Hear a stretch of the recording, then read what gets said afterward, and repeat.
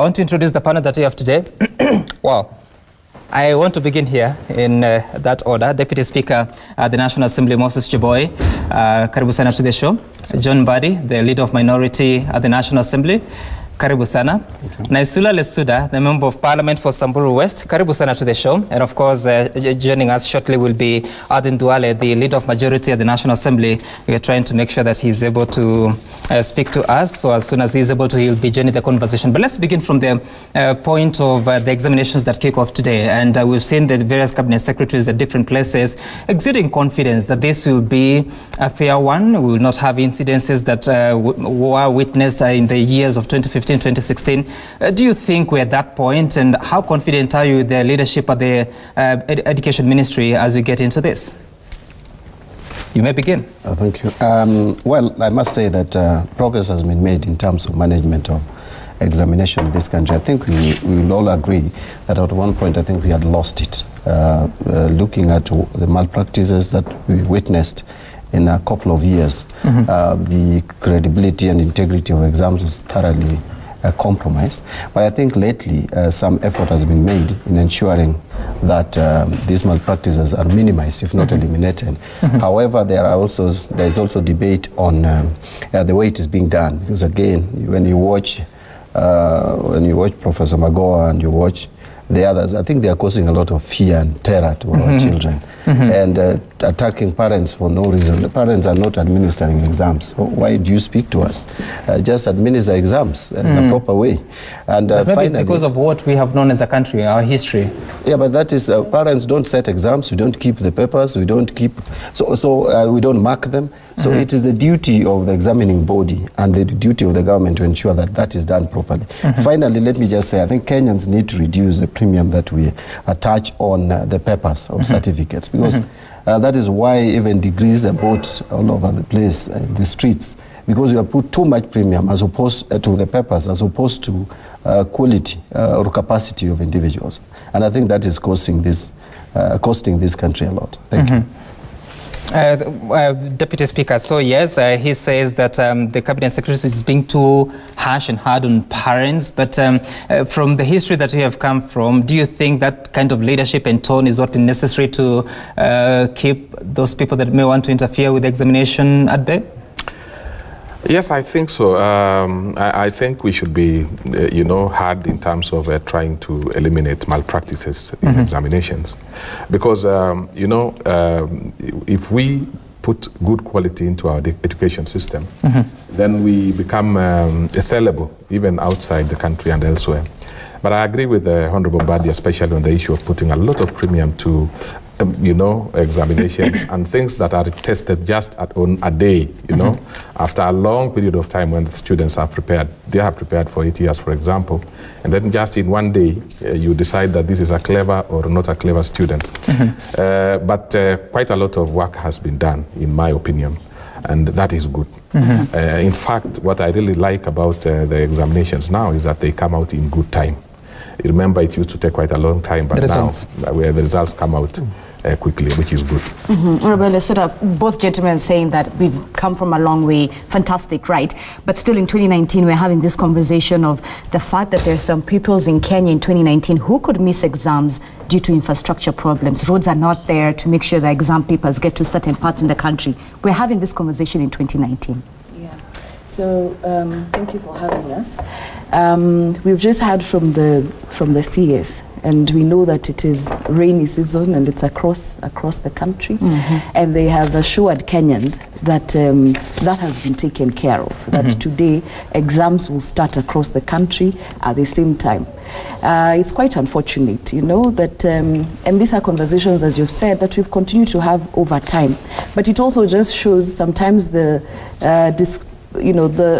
in terms of development, even how we are. You'll find that most of the time it is far-flung areas up there in the north where you have a problem where exams will not get to the schools. It's a typical narrative that we continue to hold year in, year out. But we want to be assured, and we hope that today all the students and pupils will be able to start the exams on time, because no child should be disadvantaged because of where they come from or because of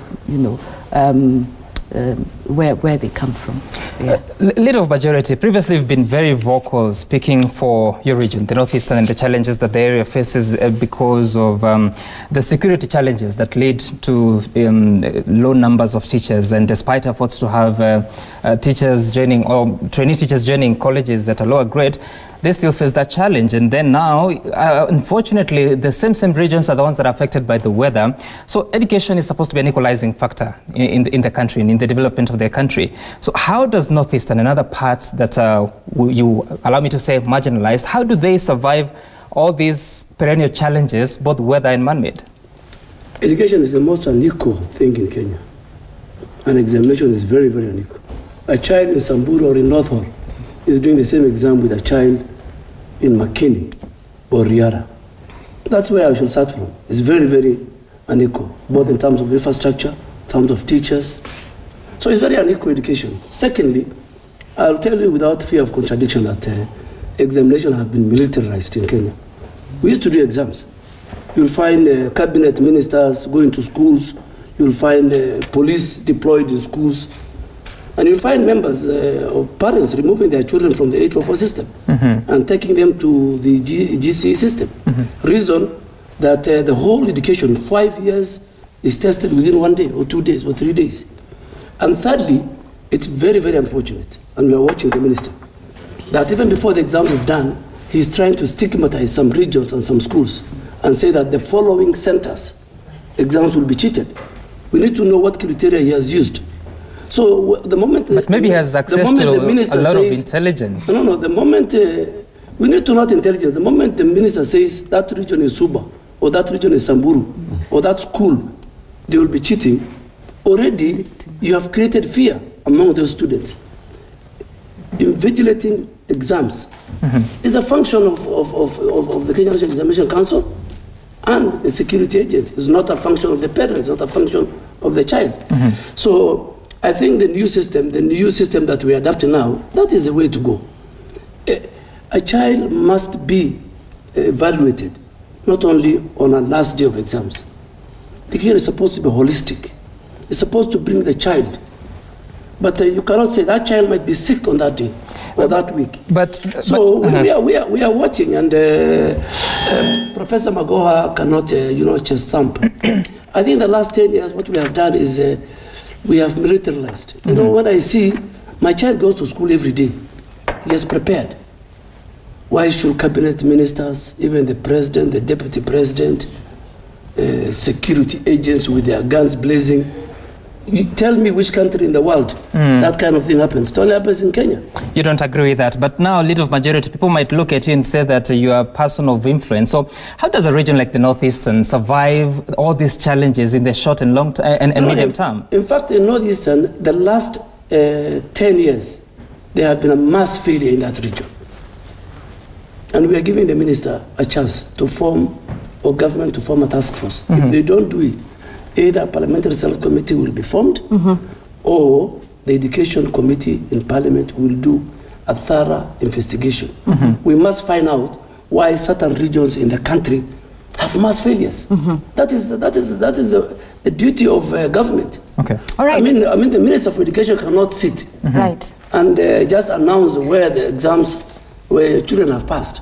He must also find out why the children of Garissa, Samburu, Marsabit are failing year in, year out. And speaking about that, Honorable Listener, allow me to come back to you. As Member of Parliament for Samburu West, Samburu counties alongside the lakes of Turkana, Laikipia, Baringo, Elgeyo Marakwet, West Pokot, to mention a few, are not only facing flood issues, but there's the issue of cattle rustling. So there's security that's also involved. As Member of Parliament for Samburu West, what have you done to make sure that this year pupils within your county do not face any challenges, and not just KCPE, even alongside the KCSE exams that are also coming up, do not face any insecurity challenges on the ground?